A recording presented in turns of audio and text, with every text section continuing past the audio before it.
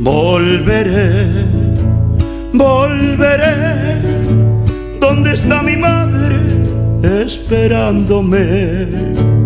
De nuevo en sus brazos volverá a ser niño, vivir y como solo se vive una vez. De nuevo en sus brazos volverá a ser niño, vivir y como solo se vive una vez. Hola amigos, continuando con mi canal llamado El Porqué en el Folclore, recordemos que todo hecho folclórico debe responder esa pregunta. Si no lo hace, no es folclórico. El tema de hoy: Rosas y su lugarteniente más osado con perfume de mujer. Luego de los solemnes funerales de Manuel Dorrego, precedido por Rosas, y las distinciones que la legislatura decretó al nuevo gobernador, quien desde entonces pasó a llamarse restaurador de las leyes e instituciones de la provincia, firma Rosas un decreto que prohíbe manifestarse adicto al motín del 1 de diciembre, cuando el general unitario Juan Galo de la Valle encabezó una revolución contra el gobierno del coronel Manuel Dorrego y lo fusilara el 13 de diciembre de 1828. Dorrego era federal y su fuerte era la masa popular. Rosas se transforma por conveniencia ante el apoyo total de la masa pueblerina, que, como dije, lo apoyaba mesiánicamente, pues Rosas no era federal. Así lo indica en una carta a su amigo Facundo Quiroga. Usted sabe, porque se lo he dicho varias veces, que yo no soy federal, soy unitario por convencimiento, pero sí con la diferencia de que mi opinión es muy humilde y que yo respeto demasiado la de los pueblos constantemente pronunciada por el sistema de gobierno federal, por cuya causa he combatido con constancia contra los que han querido hacer prevalecer por las bayonetas la opinión a la que yo pertenezco, sofocando la general de la República. Y siendo esto así, como efectivamente lo es, ¿cómo podré yo darle mi parecer a un asunto en que, por las razones que llevo expuestas, necesito explorar a fondo la opinión de las provincias, de las que jamás me he separado? Sin embargo, debe ser opuesta a la de mi individuo. Es importante destacar que Rosas nunca fue presidente de la Nación Argentina. Fue el gobernador de Buenos Aires, y con injerencia a las actividades internacionales otorgada por las demás provincias, dado que en esa época la salida a Europa era solamente por Buenos Aires. Uno de los primeros movimientos fue la quema total de todos los documentos impresos aparecidos desde la revolución del año anterior. Una comisión los señaló y el 16 de abril se quemaron. Esta ceremonia pueril complació mucho, tildada de justiciera. A poco de andar se pudo ver que el partidismo fanático aumentaba. La siembra del odio era continua y eficaz. Los unitarios, según estos, seguían siendo los alborotadores, llegándosele a proferir insultos que algunos grupos callejeros formulaban frente a los domicilios de los unitarios. Era lo que hoy se le llama escrache. Como podéis ver, la historia se repite. Por decreto también se obligó a los empleados del Estado a llevar la divisa punzó. La obligación fue luego para los alumnos de las escuelas, porque cuando desde la infancia se acostumbran los niños a la observancia de las leyes y a respetar a las autoridades, esta impresión queda grabada de un modo indeleble, decía el decreto, añadiendo: ellos deben ser educados según las miras y la política del Estado. Curioso, ¿no? Luego sucedería igual con Perón y los textos escolares del control ideológico, y más actual, el paca-paca del kirchnerismo. Durante este mandato, Rosas buscó restaurar el orden y las jerarquías sociales de la tradición colonial que, según él, se habían desarticulado tras la revolución y los años de guerra. Por ello, fue que se formó un alboroto alrededor de algunos franceses y españoles acusados de pertenecer a la secta liberal, aliados a los unitarios y peligrosos, por lo tanto, el rechazo. Los federales consideraban a los liberales como botarates, palabra muy antigua que proviene de los barcos y su movimiento, que producía mareo, que lo tornaba imprudente, atolondrado, aturdido. Solo aquellos que adherieran y expresaran abiertamente lealtad a Rosa pudieran conservar sus cargos en la administración pública y en el ejército. Los acontecimientos producen el Pacto Federal, un tratado suscrito en la ciudad de Santa Fe el 4 de enero de 1831 por las provincias de Buenos Aires, Entre Ríos y Santa Fe, integrantes de las Provincias Unidas del Río de la Plata, en el que se constituyó una alianza ofensiva y defensiva entre las provincias federales para hacer frente a la Liga Unitaria. El rechazo a los colores como el celeste, tildándolo de unitario, por ello aparece así la bandera federal, donde el dorado del sol se convierte en rojo, el celeste en azul y un gorro de manga colorado en las 4 puntas. Esto conllevó a dichos como: mujer que se vista celeste o verde será tuzada a cuchillo para que siempre se acuerde. El aludido verde era por el verde inglés. Esto implica, señores profesores de danzas, que en una danza federal, evocando este gobierno, no se puede poner a ninguna dama con vestidos celestes o verdes. Ejemplo, la media caña. Aura. Se inició una etapa de persecución a todo aquel que se expresara de manera distinta a lo dispuesto por el gobernador. El mensaje explica: Los miserables restos de los salvajes unitarios, agobiados por sus crímenes, suscitan la execración pública del mundo contra los traidores que se entregan al extranjero. Estableció alianzas con algunos grupos indígenas. Implementó la entrega de raciones de ganado y artículos de consumo y obsequios a las principales jefaturas nativas con las que se había realizado acuerdo de paz. Esta política de obsequios no era nueva, pero lo distintivo de este momento es que las entregas se regularizan y, para garantizar un fluido continuo de bienes hacia las tolderías, se creó una partida presupuestaria llamada Negocio Pacífico de Indios. ¿En qué consistían las raciones dirigidas a los indios amigos? Uno de los rubros más importantes era el ganado yeguarizo, alimento preferido de los indígenas. También se mandaban harina, maíz, ropa y los llamados vicios, que eran hierba, azúcar, tabaco, aguardiente. Pero la repartija no era igual para todos. En algunos casos el ganado entregado incluía vacunos y ovinos y artículos suntuosos para las jerarquías indígenas, dice Silvia Rato, escritora quilmeña. Los caciques a la vez distribuían entre caciquillos, capitanejos y demás subordinados. A veces el ganado y otros bienes no llegaban a la indiada. Entonces se producían malones para robar yeguas, vacas y ovejas en las estancias. De paso, cautivaban mujeres. Silvia Rato, en su libro Indios y Cristianos entre la guerra y la paz en las fronteras, cita una carta de 1831 escrita por Rosas a Vicente González, su colaborador en la Guardia del Monte, actual ciudad de San Miguel del Monte.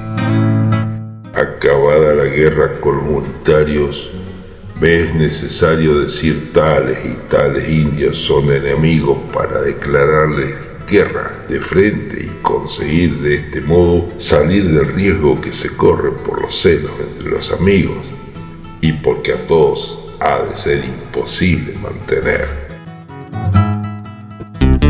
Vencidos los 3 años de gobierno, así se determinaba por aquella época, la legislatura reeligió a Rosas como gobernador, pero Juan Manuel desea renunciar alegando la necesidad de ir a su campo, y aunque la legislatura insistiera por 3 veces, sin resultado positivo, decidieron elegir al general Juan Ramón Nepomuceno González Balcarce, en realidad colocado ahí por Rosas. Y el 17 de diciembre de 1832, Rosas le entregó el mando como gobernador y capitán general de Buenos Aires. Rosas vuelve a sus campos como comandante general de la campaña y como jefe de la expedición al desierto contra los indios del sur. Su mujer, Encarnación Ezcurra, se queda en Buenos Aires y desde allí toma protagonismo esencial en los acontecimientos venideros. Nada más turbulento que esos tiempos. Y en octubre de 1833 estalló la Revolución de los Restauradores, en la que tuvieron papel destacado la acción de un grupo de militares, varios cuerpos de policía, varios grupos de manifestantes de clases bajas y la Sociedad Popular Restauradora. Tras una semana de enfrentamientos, Balcarce fue obligado a renunciar y fue reemplazado por el general Juan José Belmonte. La noche del 29 de abril de 1834, un grupo de emponchados miembros de la Sociedad Popular Restauradora, bajo la inspiración de Encarnación Ezcurra, valió la casa del gobernador y la del ministro Manuel José García, mientras que otro era enviado contra la casa del canónigo Pedro Pablo Vidal, en las inmediaciones de la calle Chacabuco, esquina Potosí, actual Alsina. En el tiroteo fue muerto Esteban Batllán Moreno, sobrino de Mariano Moreno, unitario, quien solo contaba con 21 años de edad. Este circulaba frente a la casa de Vidal y fue alcanzado por los disparos. Su asesino, que asegura la tradición que fue Ciriaco Cuitiño, salió a los gritos de «¡Muere Rivadavia! ¡Viva el general Rosas!». Esa fue la primera aparición pública de la mazorca. Se trataba de una fuerza de choque, formada por 2 grupos de policías volantes con muy amplias atribuciones. Su comandante, Ciriaco Cuitiño y Andrés Parra. El origen de la denominación de la organización parapolicial como la mazorca es algo incierto, ya que mazorca es el nombre de la espiga de maíz. Algunas fuentes aseguran que se debía a que sus integrantes estaban muy unidos, como los granos de maíz. Los opositores de Rosas afirmaron que se debía a que la palabra es parecida a la expresión mazorca, argumentando que apretaban al pueblo para suprimir a la oposición unitaria. La versión más difundida asocia su nombre a un poema amenazante publicado por Las Calles, escrito por el después opositor José Rivera Indarte para publicar la acción de la Sociedad Popular Restauradora.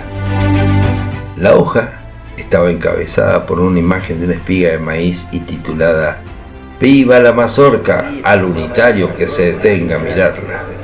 El poema decía: Aqueste malo que miras, de rubia chala vestido, en los infiernos hundido a la unitaria facción.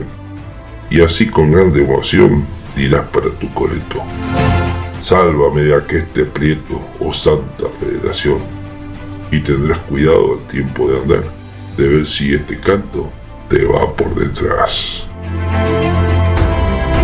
Eran los terribles jefes de la Sociedad Popular Restauradora, como se nombraban modestamente, pues su oficio era el de huello.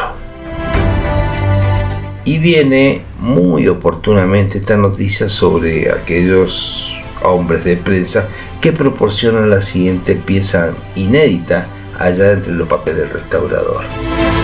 El documento que suscriben Ciriaco Cutiño y Andrés Parra no tiene desperdicio ni necesita comentarios.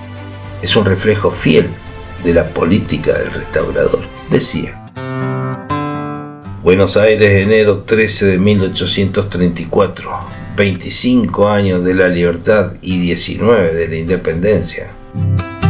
Al señor brigadier y comandante general de campaña don Juan Manuel de Rosas. Señor, esta no tiene más objeto que agradecido el que se dirige al recuerdo de vuestra excelencia. Le ha remitido a la respetable señora, por mí y mi compañero don Ciriaco Cutiño. En acuerdo con el mismo, me dirijo a vuestra excelencia sin más objeto que el saludar a vuestra excelencia e igualmente darle repetidísimas gracias por las consideraciones que vuestra excelencia nos dispensa de nuestros servicios. En fin, señor, nos conformamos en que vuestra excelencia nada ignora y que de todo un conocimiento tiene más vuestra excelencia. Debe conocer que Cutiño y Parra siempre marchan por el camino que vuestra excelencia nos ha formado desde que se destrozó hoy al pérfido partido unitario, y que siempre seremos unos obedientes súbditos para hacer respetar las leyes y los derechos de un ciudadano honrado, como lo ha sido vuestra excelencia, y que los grandes sacrificios que ha hecho porque los tigres feroces no lograsen sus ideas de despedazarnos y concluir con nuestra patria.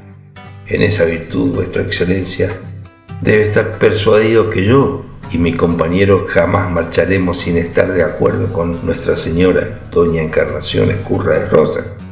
Tiene esta señora respetable un conocimiento que jamás nuestras miras serán de interés sino el del bien público. He resumido aquí la genuflexión de estos personajes nefastos que se encargaron de las persecuciones y matanzas realizadas por la mazorca. Para los adeptos fanáticos de Rosas, el acto de degollar al enemigo se asoció con la voz resbalar y atrajo el nombre de la danza andina denominada resbalosa. Florencio Cardó indica en una de sus tradiciones argentino-uruguayas: cuando se practicaban los degüellos eran acompañados por la resbalosa, canción popular de la mazorca, y anota en sus versos: al que con salvaje tenga relación, la vergue de huello, por esta traición, que el santo sistema de federación le da a los salvajes violín y violón. Aclaro que al referirse a la verga y el degüello, indica que el palo largo y delgado para castigar era lo anterior al degüello. La voz resbalosa, de origen peruano en este sentido, estaba muy en boga por entonces, como sucedió en Chile, donde se transformó en resbalosa, danza que aparece en Chile según indica Ignacio Domeyko Ancuta, quien fue un científico polaco especializado en geología y mineralogía, contratado por el gobierno de Chile en 1838 para ejercer la docencia en el Liceo de Coquimbo, quien anotó entre otras cosas esta danza. La danza andina resbalosa se definía así: danza de galanteo de pareja suelta e independiente y de movimiento pausado, cuya principal característica era por la resbalada que debe simular el varón. Constantes alusiones hallaron en las obras de Ascasubi, donde aparece el sentido figurado. La inocente danza lleva implícito una temible suerte. En una de las charlas entre gauchos orientales en junio de 1843, en el campamento del general Rivera, Ascasubi hace decir a uno de sus personajes: nos llenan nuestra campaña de mazorca y media caña, resbalosa, moño, cinta. En otra página, aludiendo a cierto lord amigo del tirano, indica: bailando la resbalosa y cielito federal, porque es loro liberal y no loro cualquier cosa. Loro era la indirecta al comodoro inglés Everett. A lo que usted es bailarín, telonín y principal, como afeito sin igual, a bailar. La Refalosa. Y a la página que titula Isadora, la federala y mazorquera, decía: Y esa noche con Blum, bailando la Refalosa, anduvo poco mañosa queriendo hacerle el betún. La acotación de Ascubi era que el betún era cierta figura que se hacía entre las parejas que bailaban el cielito o la media caña refalosa. Investigando el origen de la figura y su nombre, pude apreciar que era una figura hecha por los negros al bailar. En 1810 aparece la palabra tango para definir a las reuniones y bailes en donde los esclavos se juntaban para bailar. Surge así el candombe, mezcla de música y danza desarrollada por la comunidad africana en el Río de la Plata, y a sus figuras la llamaban betún, por el color de los danzantes.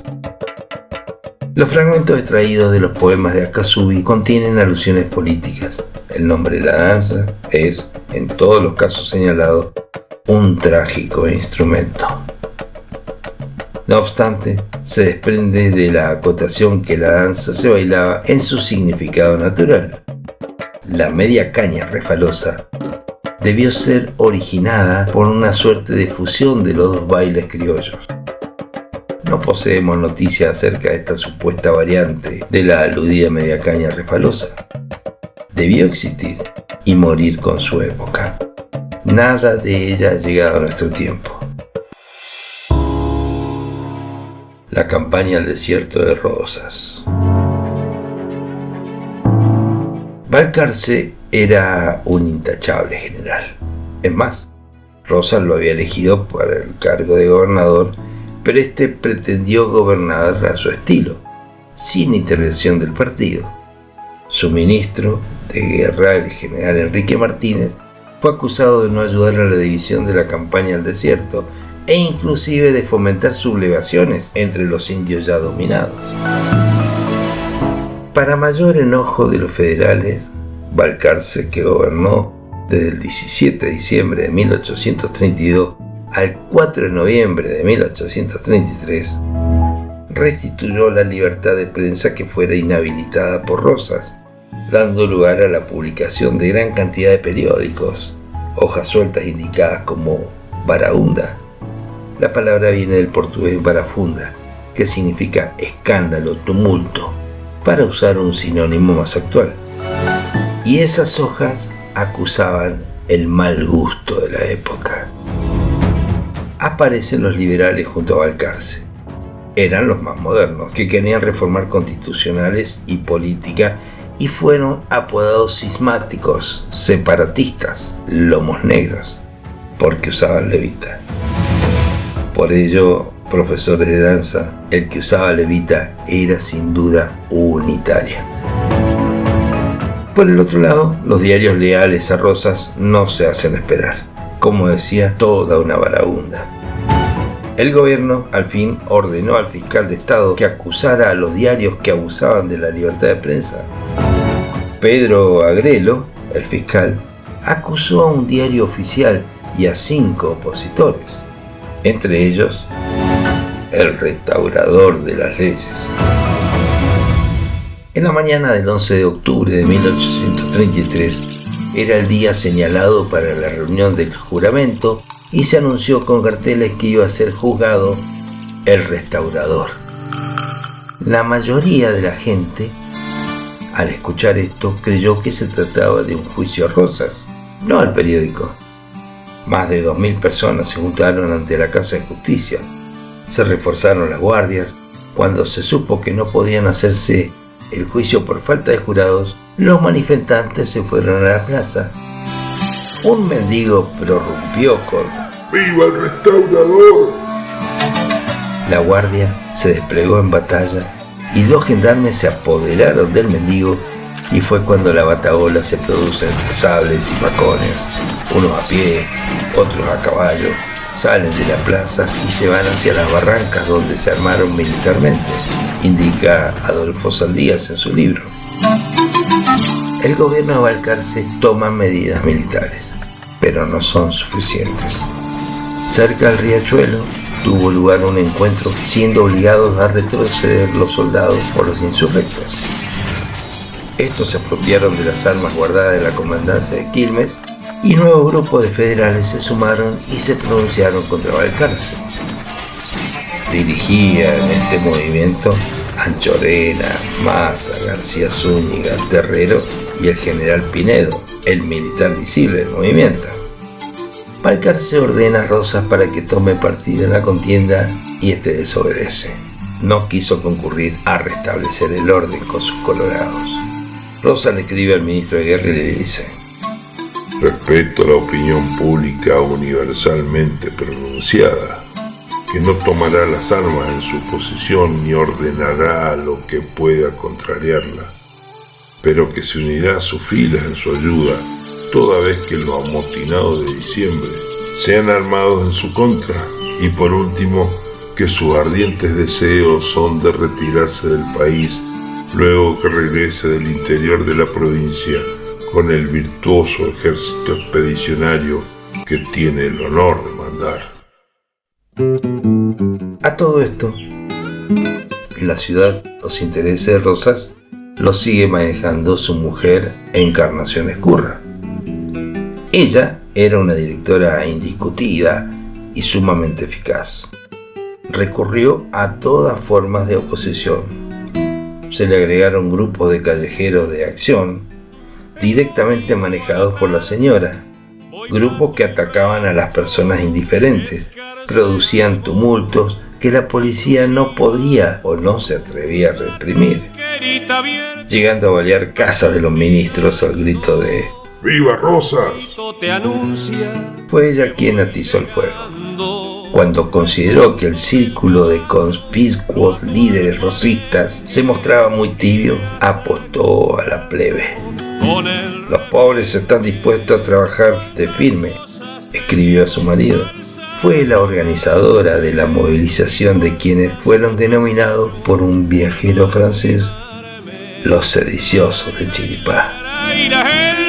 Movilización que le dio el triunfo final a los rosistas en los episodios conocidos como la Revolución de los Restauradores, entre octubre y noviembre de 1833, que terminó con el gobierno de Balcarce. Encarnación también asusó al gobierno de Viamonte hasta lograr su renuncia en mayo de 1834. Refiriéndose a estos hechos, escribió a su esposo: los balazos y el alboroto habían dado buenos resultados. En lo que respecta a las mujeres de la plebe, durante la etapa rosista, estas se identificaron mayoritariamente con el bando federal. Las hermanas Ezcurra fueron, además de piezas clave en la política, transgresoras de las reglas y roles que esperaban que acataran las mujeres en aquella época. Por su parte, hasta su desaparición física, Encarnación no trepidó frente a ningún tipo de obstáculo y encaró todo tipo de tareas, desde difamaciones hasta atentados. La consolidación definitiva del marido, a partir de 1835, la retrajo a lugares que ya no resultaron de tanta exposición pública, aunque siempre ofició como la gran consejera del restaurador. Su muerte se produjo de joven, posiblemente por un paro cardiorrespiratorio. Afirmaba que don Juan Manuel había impedido que se confesara para no develar los secretos que podían haberse arrepentido y deben darse por verdaderos los sentimientos del marido, que manifestó gran pesar por la pérdida de una aliada inconmovible. El tratado de una red de relaciones manejadas por las hermanas Encarnación y Josefa Ezcurra permitió a Rosas consolidar su apoyo popular en la ciudad. Esto es importante, ya que Rosas mismo se había ocupado de lograr la cohesión del mundo rural, pero fue su esposa y cuñada quienes se encargaron de consolidar el apoyo en la ciudad, sobre todo entre los sectores populares de los suburbios, Barracas, Constitución y Flores. Además de la campaña proselitista, a través del aparato de propaganda rosista, trazaron un trabajo clientelar que incluía una red de informantes, las mujeres de soldados y las criadas tenían acceso diario hasta Encarnación para transmitir rumores, informaciones y delaciones. La mayoría de las criadas sospechadas de espionaje por parte de los opositores a Rosas eran negras y pardas, ya que, como vimos, el rosismo había tenido un gran apoyo entre los afrodescendientes. Por su parte, Rosas, en una de sus cartas que escribió a su mujer, le solicitaba que consolidara su vínculo personal con los sectores plebeyos y a quienes consideraba su principal sostén en la ciudad. Ya has visto lo que vale la amistad de los pobres, y por ello cuánto importa sostenerla, no perder medios para atraer y cautivar sus voluntades. No cortes pues sus correspondencias, escríbeles con frecuencia, mándales cualquier regalo, sin que te duela gastar en esto. Digo lo mismo respecto de las madres y mujeres de los pardos y morenos que son fieles. No repares, repito, en visitar a los que merezcan y llevarlas a tus distracciones rurales, como también en socorrerlas con lo que puedas en sus desgracias. A los amigos que te hayan servido, déjalos que jueguen al billar en casa y obséquialos con lo que puedas. En una próxima carta decía: estamos en campaña para las elecciones. No me parece que las hemos de perder. Pues en caso que por debilidad de nuestros en alguna parroquia se empiece a perder, se armará buchinche y se lo llevará al diablo a los cismáticos. Las masas están cada día más bien dispuestas, y lo estarían mejor si tu círculo no fuera tan cagado, pues hay quien tiene más miedo que vergüenza. Pero yo les hago frente a todos, y lo mismo me peleo con los cismáticos que con los apostólicos débiles, pues lo que más me gusta son los de hacha y chuza. Los miembros de las élites opositoras a Rosas llamaban despectivamente a Encarnación la mulata Toribia, en alusión a una cuchillera de la época que supuestamente habría matado a varios hombres y por las relaciones que cultivaba permanentemente con los sectores populares. En sus memorias, tanto Tomás Iriarte como Vicente Quesada, acérrimos opositores a Rosas que contribuyeron a la construcción de la historia oficial, la describieron como una mujer fea y asesina. A ello también contribuyó Ramón Mejía, quien en sus memorias aseveró que en 1833 la política argentina estuvo en sus manos. Encarnación Ezcurra murió en 1838. A los 43 años, mientras comenzaba el bloqueo francés del puerto de Buenos Aires. Su entierro fue también un gran acto político. Se le atribuyeron honras fúnebres correspondientes a un capitán general y se establecieron 2 años de luto. Fue proclamada además heroína de la Federación. Comienza aquí una nueva etapa rosista, donde el país aún no se formaba como tal. Pero fue ese periodo que tiñó de rojo a los habitantes de nuestro país. Pero no por la adhesión al color, se entintó con sangre. Gracias amigos por ver y escuchar mi programa y los invito a suscribirse, a compartir con otros que les guste el folclore. Y si Dios quiere y ustedes me apoyan, seguiré en esta cruzada de compartir lo que aprendí en mis años de estudio y de pisar escenarios, conocimientos que no quiero que mueran conmigo, como tantas otras vivencias con las que he sido privilegiado. Hasta pronto.